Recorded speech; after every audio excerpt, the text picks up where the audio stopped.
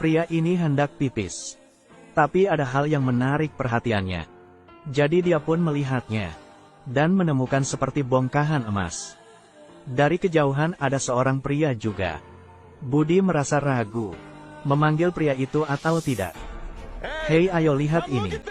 Keduanya tahu bahwa emas asli tidak akan meleleh. Jika tidak menghitam berarti emas asli. Andi mengeluarkan korek dan membakarnya. Ternyata tidak berubah warna. Mereka yakin ini adalah emas asli. Jadi langsung menggali. Agar mendapatkan banyak emas. Namun sayangnya tidak bisa menggali sampai dasar. Emas ini seperti sangat besar. Sekalipun sudah diangkat tapi tidak bergerak sama sekali. Ini bukan keseluruhan dari emas. Keduanya memikirkan cara untuk mengikat emas itu dengan tali dan ditarik dengan mobil. Tapi malah tali yang putus sedangkan batu emas tidak bergerak. Keduanya terus mencoba. Tapi hasilnya tetap sama. Sehingga membuat Andi marah. Keduanya tidak rela jika harus menyerah. Hari semakin gelap. Mereka harus mengumpulkan beberapa kayu kering. Karena di sini ada banyak hiena. Keduanya berhayal akan mendapatkan banyak uang. Keduanya pun dengan penuh semangat menari. Namun masalah bagaimana mengangkat emas itu. Andi menyarankan salah satu di antara mereka harus ke kota untuk mengambil ekskavator. Sedangkan yang satunya tinggal di sini untuk menjaga emas. Setidaknya butuh waktu 5 hari untuk PP. Andi berkata bahwa dia memiliki pengalaman hidup di gurun. Jadi dia akan menjaga emas. Budi tidak setuju. Karena sangat bahaya. Dia tahu bahwa Andi sudah tua. Tidak ada pilihan lain. Keesokannya Andi meninggalkan makanan dan minuman untuk Budi. Serta beberapa bensin. Bawa semua air ini. Kemudian Andi memberikan telepon. Sehingga bisa menghubunginya kapan saja. Sebelum pergi, Andi berkata agar Budi sabar menunggunya. Setelah Andi pergi, Budi memakai topi. Dia kembali mengubur emas itu. Kemudian Budi membuat tenda. Dan mencoba teleponnya. Tapi tidak ada sinyal. Di malam hari, Budi menyalakan api unggun sambil memakan makanan kaleng ini. Kedepannya dia harus bertahan dengan makanan kaleng. Keesokannya ketika dia sedang mengumpulkan kayu bakar, dia melihat sesuatu yang tidak jauh darinya. Jadi dia bergegas menutupi bongkahan emas. Saat dilihat lebih dekat ternyata itu bangkai pesawat. Bisa dijadikan rumah kemahnya, agar melindungi dari terik matahari dan badai pasir. Oleh sebab itu Budi harus membawa bangkai pesawat ini. Kemudian dia pun menyeret barang yang diperlukannya. Di tengah matahari yang sangat panas. Menyebabkan kulitnya terbakar parah. Sekarang tendanya sudah jadi. Dari jendela menatap bongkahan emas. Hal ini membuatnya nyaman.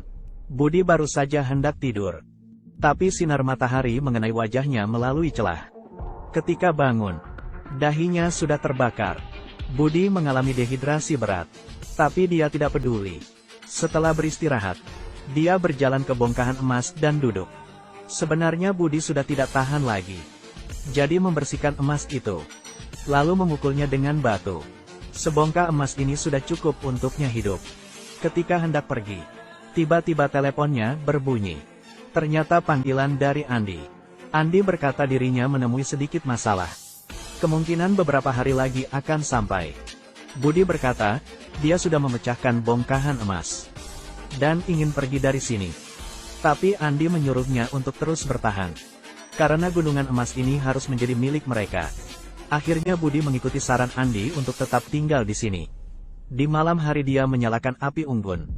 Tapi dia mendengar ada hiena di sekelilingnya. Dia ketakutan sambil memegang obor. Keesokannya pada saat bangun, dia menyadari tubuhnya makin luka dan stok makanan sudah habis. Saat merasa lapar dan haus, Budi melihat ada ular.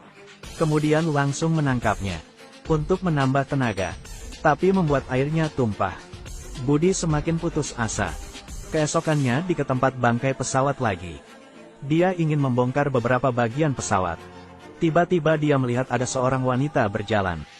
Budi yang ketakutan langsung bersembunyi. Dan memasukkan batu emas ke tas. Tapi wanita ini masih tetap menemukannya. Wanita itu bertanya apa yang sedang dia lakukan. Budi berkata sedang mulung. Wanita ini tidak percaya. Karena untuk apa orang mulung di tengah gurun? Tidak lama wanita ini menemukan apa yang disembunyikan Budi. Dan dia terus mengikuti Budi dari belakang. Amel melihat tenda Budi. Seketika Budi menjadi gugup. Amel yakin jika ada yang disembunyikan Budi. Amel berkata, pasti Budi datang ke sini dengan seseorang. Dan memiliki rencana khusus. Tampaknya Amel melihat bongkahan emas itu. Sehingga Budi langsung memukulinya. Demi melindungi emasnya. Nyawa manusia menjadi tidak berharga. Kemudian Budi mengubur Amel dengan tanah. Bau darah dari mayat menarik perhatian hiena. Mereka pun menggerogoti mayat Amel. Budi pun segera mengusir hewan-hewan itu. Untuk mencegah dari masalah, Budi membakar mayat Amel. Keesokannya Andi menelpon. Budi berkata kapan Andi akan datang, tapi Andi berkata 2 hari lagi. Dan menyuruh Budi untuk menunggu. Karena dirinya pasti akan datang. Saat ini ada sebuah mobil mendekat. Budi ingin meminta tolong. Tapi takut jika gunungan emasnya dicuri. Karena dirinya sudah berjuang sejauh ini. Akhirnya Budi memandangi mobil itu pergi. Dia akan membayar pilihannya ini. Keesokannya saat dia mengumpulkan kayu bakar. Tiba-tiba melihat ada badai pasir. Budi segera lari ke perkemahannya. Lalu menguncinya, tapi badai terlalu kencang. Budi tidak tahan di kemahnya lagi. Dia pun segera berlari. Perkemahannya sudah dihancurkan badai. Budi juga tenggelam di pasiran. Ketika terbangun, perutnya merasa nyeri. Ternyata ada kayu yang menusuk perutnya. Dia mengabaikan rasa sakitnya karena mencari gunungan emasnya. Akhirnya dia menemukan gunungan emasnya lagi. Saat memegas emas Budi merasa nyaman. Setelah beristirahat sejenak, Budi akan melepaskan dahan di perutnya ini. Dia membakar tutup kaleng, untuk menghentikan pendarahannya. Karena begitu sakit Budi pun sampai pingsan. Saat dia tersadar lagi, dan baru membuka mata, Budi menemukan ada seseorang yang hendak memanahnya. Bukankah ini Amel yang sudah dibunuhnya? Mengapa malah di sini? Budi tidak bisa membedakan apakah ini nyata atau halusinasi. Saat itu Amel jelas-jelas sudah tewas. Tapi mata Amel ada nyala api. Sepertinya dia datang untuk balas dendam. Budi segera mengambil telepon untuk menghubungi Andi. Kebetulan Andi menelponnya. Andi berkata bahwa dirinya akan segera sama. Saat melihat sekitar Budi tidak menemukan ada Amel. Budi mengira dirinya hanya berhalusinasi. Tapi dia khawatir. Jadi melihat gunungan emasnya. Dia segera mengubur kembali emasnya. Tiba-tiba Amel datang lagi. Budi sulit untuk bergerak. Bukankah Amel sudah dibunuhnya dengan tangannya sendiri? Dan tubuhnya digigit hiena. Melihat Budi yang lemah, Amel memberitahu bahwa di depan ada genangan air. Dia akan membawa Budi ke sana. Saat ini Budi terus mengusirnya. Dia berteriak untuk Amel pergi. Amel pun berkata, "Lihat diriku." Ternyata dia belum mati karena hiena itu tidak bisa membunuhnya. Sudah tidak ada cara untuk Budi kabur. Entah tinggal berapa lama lagi. Budi pun tersadar. Dan menemukan di sekelilingnya sudah ada api. Apakah Amel sudah mengusir hiena? Ternyata api makin padam. Budi langsung menghubungi temannya. Karena katanya Andi akan segera datang. Sehingga Budi harus bertahan. Yang lebih menakutkan adalah hiena sudah mengepungnya. Melihat Budi yang tidak berdaya, kawanan hiena tidak akan meninggalkannya. Para hiena itu terus menyerangnya. Mereka merasa Budi bukanlah ancaman, sehingga berani menyerangnya.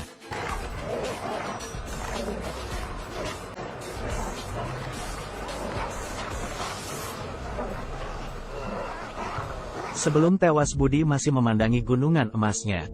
Ternyata Andi tidak jauh darinya. Dia melihat semua itu dari teropong. Melihat banyak bekas makanan. Sepertinya Andi sudah beberapa hari di sini.